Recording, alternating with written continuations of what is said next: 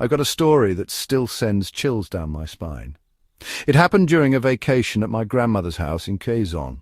Lola often sent me on errands to buy things from the nearby store. But one night she gave me an unusual warning. Be quick, okay? Buy dried fish and salt. But remember, don't acknowledge anyone you meet on the way. She looked at me seriously, as if she wanted to say something more but chose not to. I thought it was just a simple rule. Maybe she just didn't want me chatting with people along the way. But that night I realized it wasn't just a request.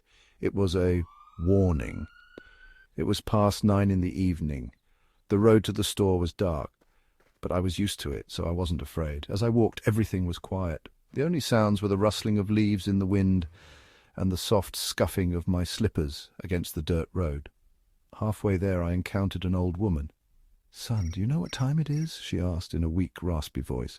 I was about to answer, but then I remembered Lola's warning, don't pay attention to anyone you meet. So I didn't respond. I just kept walking.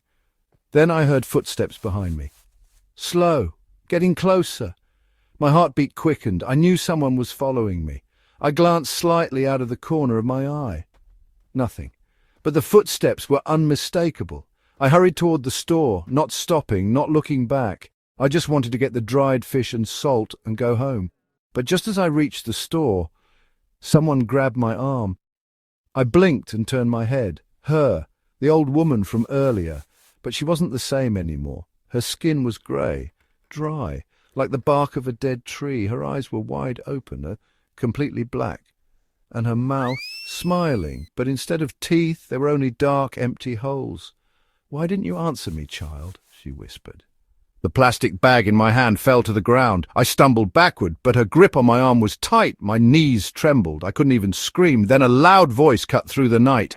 "Get back! You have no right to touch my grandchild! Lola!" She was at the store entrance, clutching an old rosary.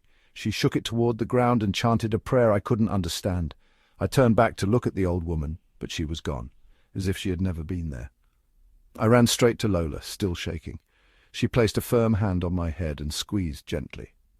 "Never do that again, Camille," she said. "When an elder gives you a warning, follow it carefully."